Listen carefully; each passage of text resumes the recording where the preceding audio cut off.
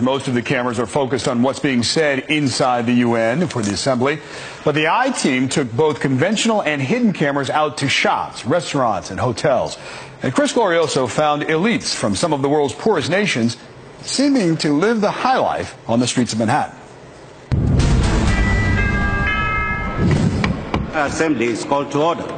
While all the world's lofty business is debated at the UN General Assembly on First Avenue, some diplomats flock to Fifth Avenue for a different kind of business. Are you guys with the Swaziland delegation? Yes. These are visitors traveling with the UN delegation from the African kingdom of Swaziland. Bags in hand, they just walked out of Bergdorf Goodman, one of Manhattan's highest-end department stores. What did you get from Bergdorf Goodman? One of the Swazi visitors told us she didn't buy the merchandise, it was a gift. But far from Fifth Avenue's retail paradise, her homeland is struggling. UN data shows nearly 70% of Swazis live on less than $2 a day. Yet the country's UN delegation stays at one of the city's finest hotels. The lavish spending is just endemic of autocratic politics as a whole. NYU professor Alastair Smith studies the politics of developing nations. He says Manhattan's Tony retail district has become a playground for the third world's ruling class. They're here for the shopping, the food, the wine, the dining. They're not here for the serious policy issues. We found the UN delegation from Togo staying at the Mandarin Oriental Hotel, where suites go for between $8,000 and $18,000 a night. Meanwhile, 2.4 million Togolese people survive on less than $1.25 a day. Members of Togo's entourage were less than thrilled to see our cameras outside the hotel. I said, no, you can't do it. Why? After trying to cover the lens, one man tried to bat the camera away. No, you can't videotape me.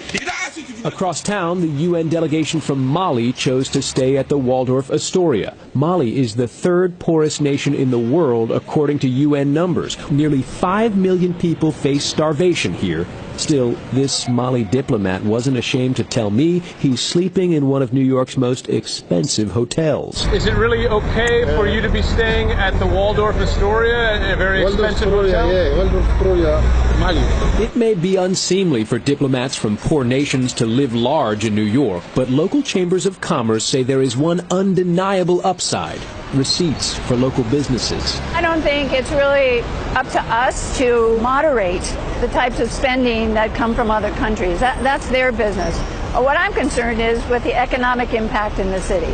And regardless of who's spending the money, I like the money. I want the money. We should also point out not every developing nation chooses to stay at lavish hotels. We found members of the Tanzania delegation at the DoubleTree. Still, nonprofits that monitor developing nations are becoming increasingly sensitive to the issue of third world rulers spending money abroad. The group 100 Reporters is holding a contest to see if New Yorkers can snap photos of UN diplomats spending money ostentatiously. We have linked to that contest on our website, NBCNewYork.com. The UN General Assembly, of course, will finish up tomorrow. Back to you.